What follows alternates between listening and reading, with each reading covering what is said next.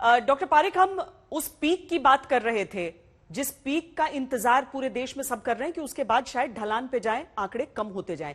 लेकिन क्या समूचे देश में आपको एक तारीख दिख रही है जिसकी गणना अभी तक हो रही थी? अभी तक तमाम एक्सपर्ट्स जो हैं वो एक मिड मे की तारीख दे रहे थे, या फिर हर राज्य को अपने केसेस के हिसाब से इसे आंकना होगा? देखिए श्वेता जी, हमको हमेशा 3 आंकड़ों पर ध्यान रखना चाहिए। सबसे पहले दुनिया में क्या हो रहा है, उससे हमको क्यों उस पर ध्यान रखना चाहिए कि हमको कभी ये भूलना नहीं चाहिए कि ये जो बीमारी है जिसने पूरे दुनिया को हिला दी है, वो एक व्यक्ति से शुरू हुई थी। सिर्फ एक ही व्यक्ति से वुहान में ये शुरू हुआ था और अभी पूरी दुनिया में फैल गया है। तो वायरस के लिए पूरी दुनिया एक देश है, और जब तक थोड़े लोग रहेंगे उनकी जिनकी सुरक्षा नहीं रहेगी तो हम सब पे खतरा है। दूसरा आंकड़ा हमको हमारे देश पे देखना चाहिए। ये क्यों करना चाहिए? क्योंकि हर देश की पॉलिसी अलग होती है। तो अपनी देश की पॉलिसी काफी अलग रही है दूसरे देशों से, तो इसीलिए हमारे देश में क्या हो रहा है उसके ऊपर भी हमको ध्यान रखना चाहिए। और तीसरा, अब हमारे स्टेट में जिधर हम रहते हैं, जैसे मैं महाराष्ट्र में रहता हूं, तो महाराष्ट्र में जो भी हो रहा है उस पर भी ध्यान रखना चाहिए। तो ये तीनों आंकड़ों को हमको ध्यान से देखना चाहिए, और उसके अलावा हमको ये भी समझना चाहिए कि हमारे आजू बाजू में क्या हो रहा है और हमारे घर में क्या हो रहा है। ये आंकड़े नहीं है, लेकिन उसके ऊपर भी हमारा ध्यान रहना चाहिए।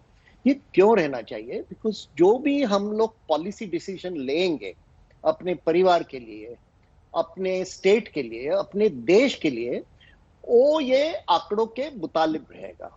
अभी देखिए, 2 चीजें अभी तक इस पेंडेमिक में, पहले पेंडेमिक की बात नहीं करना चाहता हूं, इसी पेंडेमिक में 2 चीजें से ये बीमारी निकल गई है। किधर भी उनको सफलता प्राप्त हुई, सिर्फ 2 चीजें। एक, आप लॉकडाउन कहें या दूसरा कौन सा शब्द इस्तेमाल करें, उससे हुआ है। अपने देश में भी हुआ था, हमने पहले लॉकडाउन कर दिया था और उसके वजह से बहुत ही जल्दी वो पहली लहर थी वो खत्म हो गई। और दूसरा है वैक्सीनेशन।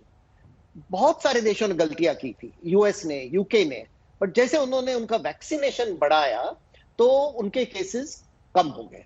अभी सिंगापुर ने एक अच्छा शब्द ढूंढ निकाला है जो सब लोग समझ सकते हैं, क्योंकि सिंगापुर में बहुत सारी भाषाएं हैं और कोई भी शब्द हो, समझो लॉकडाउन, तो उसको अगर आप तमिल में ट्रांसलेट करोगे या चाइनीज में ट्रांसलेट करोगे तो उसका अलग अलग मतलब बदल जाता है।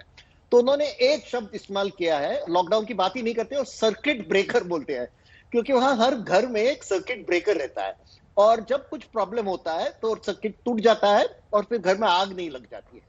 तो उन्होंने ये सर्किट ब्रेकर शब्द इस्तेमाल करके सब लोग को समझा दिया है।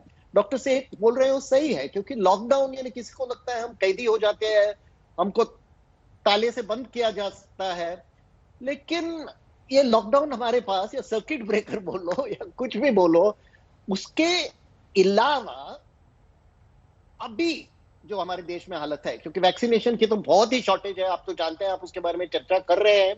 तो जब तक वैक्सीनेशन की शॉर्टेज रहेगी और कुछ समय तक रहेगी तो हमारे पास दूसरा सॉल्यूशन नहीं है।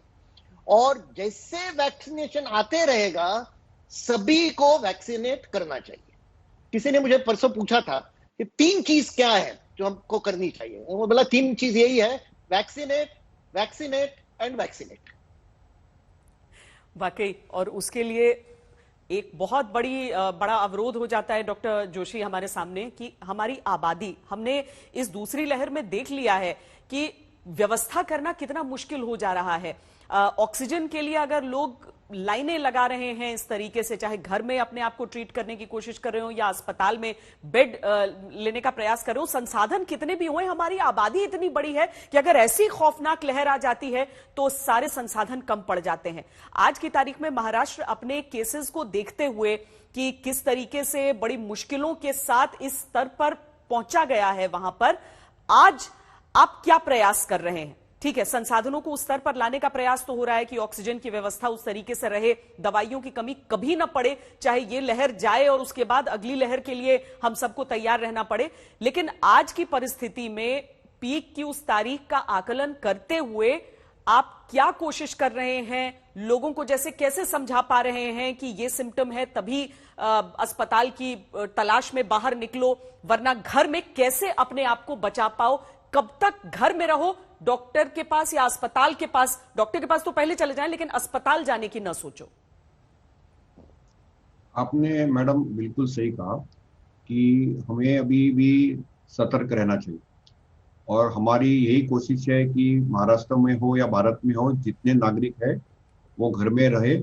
और उनको अभी एक कोविड का वक्त चल रहा है, तो कोई भी सिम्टम हो, जैसे बुखार हो, सूखी खांसी हो, गंध या स्वाद की दिक्कत हो, तो तुरंत कोविड की जांच करनी चाहिए, और सस्पिशन आ गई तो सेल्फ आइसोलेट करना।